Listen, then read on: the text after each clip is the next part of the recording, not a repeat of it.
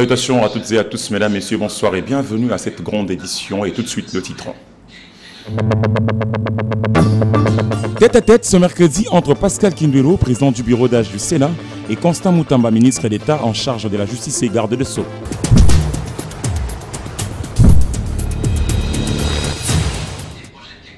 Ouvrons ce journal par le VPM de l'Intérieur et Sécurité. Le vice-premier ministre, ministre de l'Intérieur, Sécurité, Décentralisation et Affaires coutumières, Jacquemin Chabani-Louko, a dirigé ce jeudi 18 juillet la réunion sur la sécurisation de la poursuite du processus électoral. En sa qualité de président de sécurisation du processus électoral, Jacquemin Chabani-Louko a rappelé à ses hôtes la nécessité de cette rencontre qui vise à évaluer la situation sécuritaire du processus électoral. Notons cependant que la question de l'élection à Kwamouth et Yakoma était également à l'ordre du jour. Patrick Mouyaya Katembre, ministre de Communication et Médias, revient ici sur les grandes lignes de cette réunion dans un extrait choisi par Patrice Abasso. La rencontre d'aujourd'hui était la première rencontre depuis l'investiture du gouvernement seminois du comité de pilotage pour la sécurisation du processus électoral qui a été présidé par le vice-premier ministre, ministre de l'Intérieur. Il était question au cours de cette réunion de faire l'état des lieux. D'abord du processus électoral, où est-ce que nous en sommes aujourd'hui? Vous savez que globalement les élections se sont plutôt bien passées. Il y a eu des élections de second degré avec les sénatoriales et les gouverneurs, mais qui restent des élections à tenir notamment à Kwamouth, Masimanimba, Yakoma et des élections à des échelons plus bas. Il était donc question de faire le point de la sécurité autour de ces zones, principalement autour de Kwamouth, où on doit commencer par l'enrôlement, ou autour de Masimanimba et de Yakoma. Et donc au cours de cette première réunion, les officiers de la police en charge justement du monitoring de la situation sécuritaire ont présenté la situation et malheureusement récemment il y a encore eu des difficultés ou des problèmes de sécurité du côté de Kwamouth et pourtant la situation était déjà plus ou moins au contrôle. Et donc il a été convenu que d'autres contacts se poursuivront, notamment au niveau de la première ministre qui pourra avoir l'occasion avec le VPM et la CENI de discuter de ce qui reste. Mais ici, l'on a noté, par exemple, qu'il était bien d'envisager la tenue des élections à Yakoma, où il n'y a pas les mêmes problèmes sécuritaires qui sont renseignés dans cette partie ouest du pays. Voilà, en résumé, ce qu'a été la réunion de tout à l'heure. C'est moi qui vous remercie. Dans un autre registre, le gouvernement de la RDC s'engage dans la lutte contre la fraude minière. C'est l'une des résolutions prises au cours de la réunion du comité de conjoncture économique tenu et présidé par la première ministre Judith Suminwa-Tuluka dans son cabinet de travail. Cette réunion vise la stabilisation économique des francs congolais et la protection du pouvoir d'achat des citoyens congolais. D'après le VPM Okoko-Osamba, plusieurs mesures ont été adoptées, notamment la rationalisation et la régulation des dépenses publiques. Nous y reviendrons dans nos prochaines éditions avec force et détails.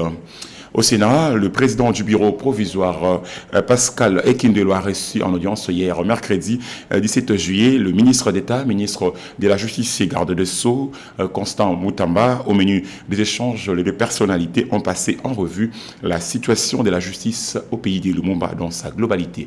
Rafat Kachunga. Au menu des échanges entre le président du bureau provisoire du Sénat et le ministre d'État en charge de la justice, l'administration de la justice en République démocratique du Congo. Le président Kinduelo s'est dit prêt à accompagner le ministre d'État en charge de la justice et garde des Sceaux dans sa noble lutte de redorer les blasons ternis de l'appareil judiciaire de la RDC. Le Sénat, par ma personne, a voulu rentrer en contact avec son Excellence, Monsieur le ministre d'État en charge de la justice. En effet, après avoir observé les actions et les actes posés qu'il est en train de poser dans le monde judiciaire et juridique, nous avons jugé utile à ce qu'en tant que bureau, de lui apporter notre soutien. Au sujet des présumés détournements de fonds au Sénat qui a récemment fait parler, le président de la Chambre haute du Parlement parle, lui, d'une rumeur de mauvais goût et que seule la justice saura éclairer la lanterne de tous. C'est de la spéculation et on dit n'importe quoi. Alors, grâce à la justice, on pourra réellement connaître la situation réelle. De son côté, Constant Moutamba voudrait voir clair à l'issue de l'enquête récemment ouverte sur les soupçons de détournement qui pèsent sur le bureau sortant du Sénat.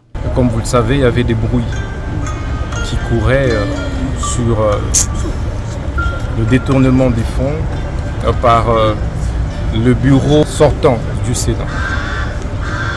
Il était donc question pour nous d'assurer et rassurer le bureau provisoire des termes de l'enquête judiciaire que nous avons diligentée pour que le peuple congolais soit éclairé sur la photo qui a circulé. Il convient de rappeler également qu'une mission de contrôle interne a été instituée pour faire la lumière sur ces dossiers. Je pense que vous avez corrigé avec moi. Pascal Kinduelo est le président du bureau d'âge et non président à l'intérim, allais-je dire. Le ministre des Affaires étrangères et de la coopération internationale et de la francophonie a reçu en audience les ambassadeurs du Maroc et de la Suisse dans son cabinet de travail. La situation de la RDC, de l'Est de la RDC, allais-je dire, était au cœur des échanges entre différentes protagonistes, personnalités dans cette réunion. Mondi Kouyala nous revient ici avec beaucoup plus de détails. Plus que jamais, le front diplomatique engagé dans la résolution des conflits armés dans la partie orientale de la RDC se révèle efficace. Un accord concluant ayant été trouvé à l'issue des discussions entre Rachid Agassim et Charper Charot. La Suisse mise sur sa position au sein du Conseil de sécurité des Nations Unies pour faire cesser les hostilités dans l'Est de la RDC. On a nos sujets d'intérêt commun aussi qu'on essaye de promouvoir et de faire avancer. Ce prochain temps, on a parlé notamment aussi de la situation à l'est du pays, de l'engagement de la Suisse dans l'est du pays, mais aussi du fait que la Suisse est encore membre du Conseil de sécurité des Nations Unies jusqu'à la fin de l'année, donc aussi à sa responsabilité pour tout ce qui dépend de la MONUSCO et des Nations Unies. L'ambassadeur du Maroc réitère son soutien indéfectible à la RDC quant à ce qui concerne son intégrité territoriale et promet cependant de contribuer à la restauration de la paix sur cette partie du pays. Nous sommes avec la souveraineté et l'intégrité territoriale totale de la RDC. Nous avons toujours été aux côtés de la RDC et nous soutenons toute initiative sincère qui va contribuer à l'instauration de la paix et la stabilité dans l'Est de la RDC. La coopération avec la monarchie marocaine a été également à l'ordre du jour, notamment en ce qui concerne la formation. L'Amazone de la RDC, Thérèse Kayikwamba, ne ménage aucun effort face à cette multiplicité de crises en RDC, empêchant ainsi son décollage socio-économique. Et puis se rendre compte du fonctionnement de la station des pieds dans le fleuve Congo jusqu'au transformateur en passant par la salle de pompage. Tel est l'objet de la descente du ministre des Ressources hydrauliques et électricité, Teddy Luamba Mouba, accompagné du directeur général de la régie des eaux à l'usine de gravement d'eau potable de zone dans la commune d'Ingalima. Regardez.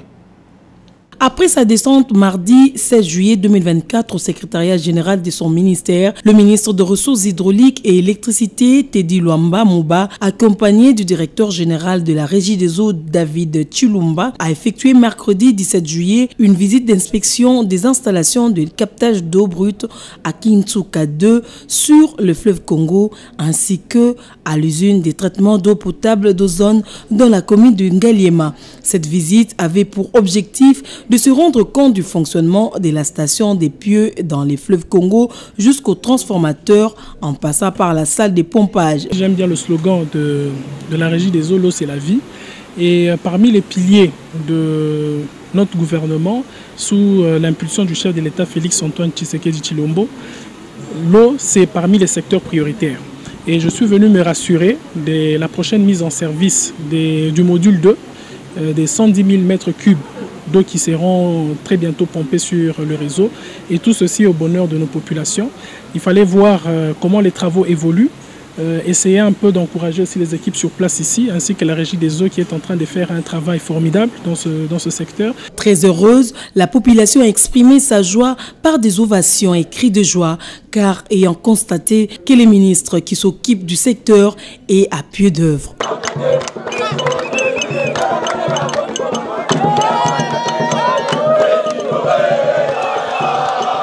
Notons que ces projets menés par l'entreprise chinoise WeTech Chine permettra à des milliers de foyers à Kinshasa de bénéficier d'eau potable. Dans un autre registre, la porte-parole du National Security Council, NSC, Adrienne Watson, se félicite de la prolongation de la trêve humanitaire dans l'est de la République démocratique du Congo. Patricia Moigny, commentaire. Les États-Unis saluent la prolongation de la trêve humanitaire de 15 jours à laquelle les parties au conflit dans l'est de la République démocratique du Congo se sont engagés.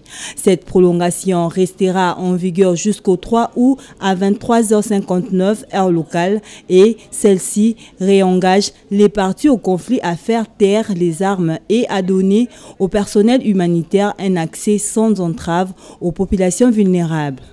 Les États-Unis surveillent de près les allégations de violence de la trêve depuis le 5 juillet. Même si les parties au conflit ont largement respecté la trêve, nous condamnons la perte de vie de civils à Bweremana et travaillons avec le mécanisme de vérification ad hoc pour enquêter sur cette situation et sur d'autres situations de probables violations et détenir le parti responsable. En soutien au processus de Luanda, nous nous engageons à travailler avec le gouvernement de la République démocratique du Congo, du Rwanda et l'Angola pour utiliser cette prolongation de trêve pour déterminer une série de mesures visant à parvenir à une cessation durable des hostilités et à fixer les conditions pour un retour volontaire des populations déplacées. Dans un autre registre, lancement ce mercredi à Goma d'un forum scientifique par le gouvernement militaire du Nord Kivu. La médiatique au centre d'innovation de Goma et vaste projet initié par l'ISP Goma qui vise à stimuler, allais-je dire, le goût de la lecture dans le chef des fils et filles de cette partie de la République. Commentaire de presse militaire de Nord Kivu. Goma a aussi besoin des livres. C'est sous ces thèmes que le gouverneur militaire du Nord Kivu, le général-major Peter Chirimwami Nkuba, a procédé au lancement officiel de la médiathèque et centre d'innovation de Goma ce mercredi 17 juillet 2024, un vaste projet conçu pour susciter le goût de la lecture. Ces forums scientifiques, organisés par l'ISP Goma en partenariat avec la Chambre de commerce, a été salué par l'autorité provinciale qui a exhorté la crème intellectuelle à s'adonner à la lecture des livres, car ils y contiennent beaucoup de secrets cachés pouvant nous aider à résoudre certains de nos problèmes. Nous pensons que les problèmes de la sécurité, c'est seulement les problèmes des militaires ou des policiers. C'est parce que nous ne lisons pas. Nous devons vous dire ici qu'il y a ce qu'on appelle les affaires et la sécurité. Ça signifie que les affaires peuvent amener à la sécurité. Est-ce que vous les connaissez? Et ça doit venir de vous, les grands intellectuels. L'importance des livres n'est pas seulement au niveau de ce que nous sommes en train de faire, mais aussi les stratèges peuvent les capitaliser pour monter les stratégies de la défense et de la sécurité. Sur le champ, le gouverneur Peter Chirimwami a encouragé l'initiative en achetant 100 livres et 2 ordinateurs. Il s'y est de signaler que 2 diplômes de mérite ont été décernés au gouverneur militaire Peter Chirimwami pour ses nombreuses réalisations au Nord Kivu. C'est un commentaire de nos confrères militaires du Nord Kivu. Dans un autre chapitre, 3 journées de réflexion ainsi sont ouvertes mercredi à Kinshasa à l'initiative de Mbwetete, une structure de la société civile regroupant des femmes. L'objectif de cet atelier est d'éveiller la conscience des femmes et de leur rappeler les valeurs sociales africaines, notamment l'éducation des enfants. Regardez. Dans le but de sensibiliser les femmes et parents des enfants, le mouvement Mbwetete, une structure de femmes, a organisé une journée d'enseignement pour parler des valeurs sociétales de notre pays en vue d'une bonne éducation de jeunes et la promotion du genre. À cette occasion, l'oratrice du jour a invité les femmes à la prise de conscience quant à leur rôle dans la société. Vous savez, lorsqu'on met les femmes au sein d'un groupe ayant un dénominateur commun, vous verrez qu'il y a toujours des femmes qui sont dans une situation beaucoup plus précaire, dans une situation de vulnérabilité. Et donc cette formation consiste aussi à leur donner des éléments, à les outiller pour qu'ils arrivent à faire des comparaisons, des analyses beaucoup plus stratégiques pour leur permettre de pouvoir déceler ces différences. Ghislaine Koumanissa, coordonnatrice de cette structure, a dans son mot exhorté les femmes à bien jouer leur rôle dans l'éducation des enfants car la famille est la première cellule de base dans la société. Éduquer une femme, c'est éduquer toute une nation. Et cette femme-là qu'on éduque, quand elle a déjà de bonnes manières, elle va transmettre ça aux enfants dans son foyer. Et quand les enfants sont bien éduqués dès le départ dans le foyer, dans la maison, l'école, la société n'aura plus de problème. Le Mbwetete, cette structure a pour mission d'apporter l'éveil de conscience chez la femme congolaise en lui rappelant et inculquant les valeurs africaines d'une des Bantous. Et pour compléter l'actualité des séjours, je vous laisse suivre la revue de presse.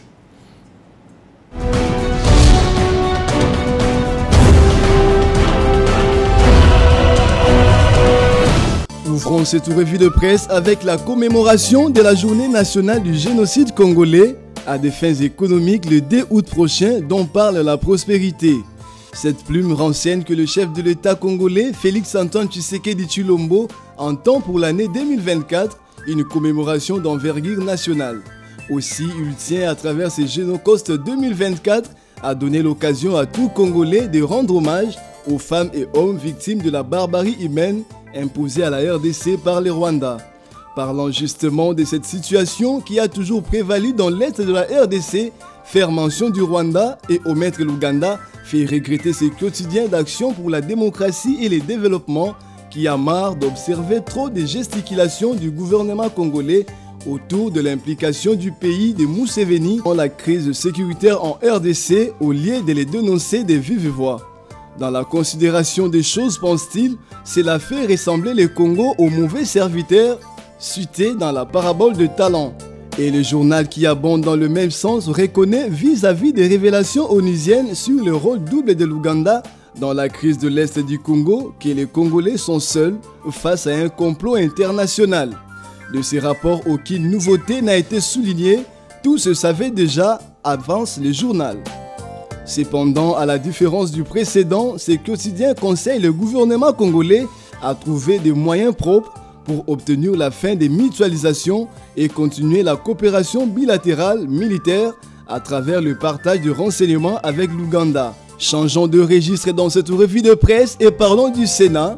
À la Chambre haute du Parlement congolais, Salomon Kalonda Dela est pressenti pour intégrer les bureaux définitifs titre Forum des As. Pour beaucoup de sénateurs, s'il importe de représenter l'opposition au sein du bureau guide de la Chambre des élus, faut-il qu'elle le soit par une personnalité valable. Et actuellement, selon un groupe de sénateurs cité par l'agence congolaise de presse et repris par Forum des As, les 4 élus de l'opposition qui se revendiquent au Sénat, Salomon Kalonda Dela est le profil idéal. Restons au Sénat pour parler cette fois-ci du présumé détournement de fonds avec le partisan de José Makila qui, a encore leurs récentes lettres rendues publiques par le journal, reste sur leurs propos dénonciateurs et se battent pour le bon fonctionnement du Sénat. Pascal Kinduelo de son côté poursuit ses tabloïds, continue de traiter d'une spéculation de mauvais goût ces dossiers du prétendu détournement de fonds lors de son échange avec le ministre de Justice Constant Moutamba. Une autre question qui défraye la chronique est celle de l'enquête de la Cour des comptes dans le dossier UGF-Gécamine pour Forum des As au nom de la transparence et bonne gouvernance au sein des institutions de contrôle. Le consortium dit que le Congo n'est pas à vendre et exprime son soutien sans réserve à l'initiative. Pendant ces temps, l'ODEP et la Likoko, citée par le journal, appellent les deux parties à une collaboration pour faire avancer la lutte contre la corruption.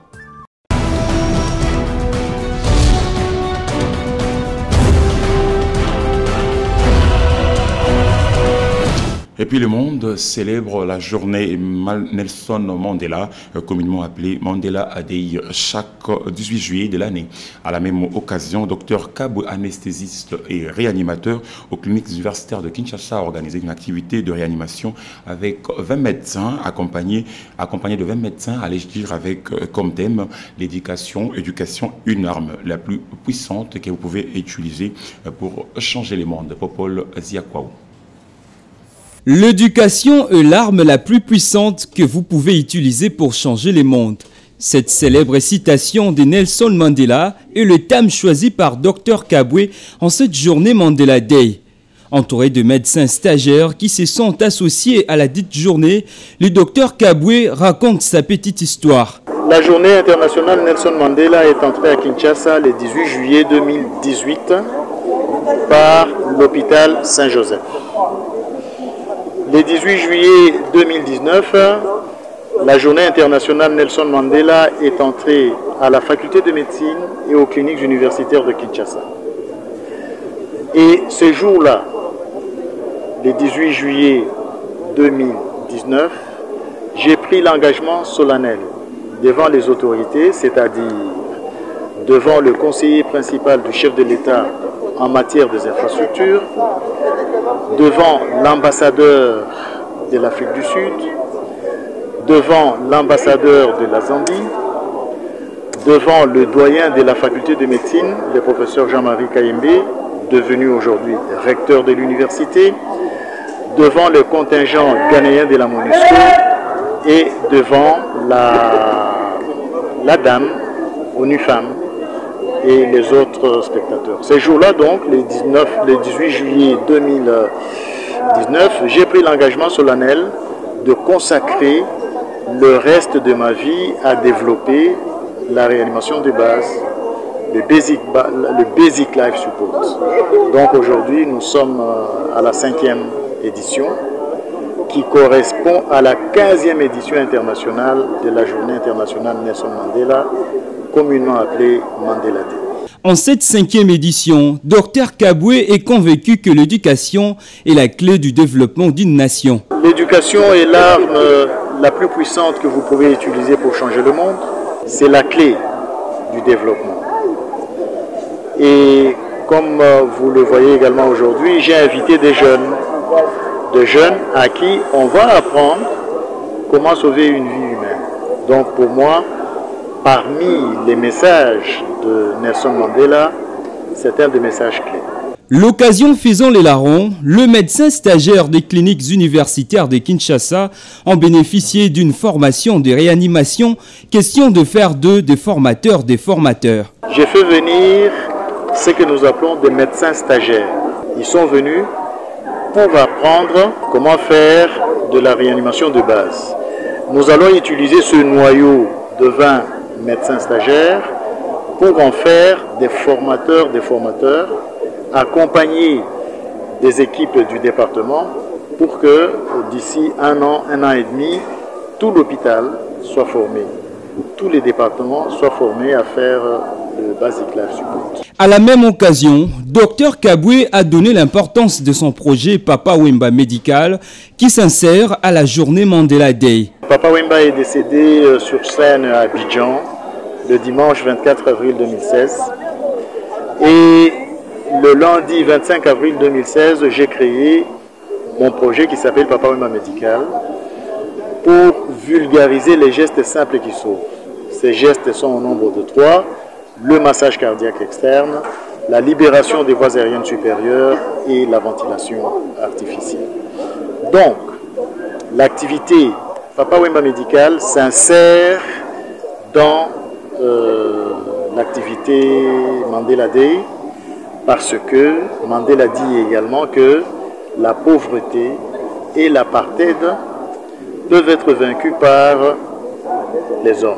Et pour vaincre cette pauvreté, il faut éduquer. Nous revenons encore à l'éducation qui est l'arme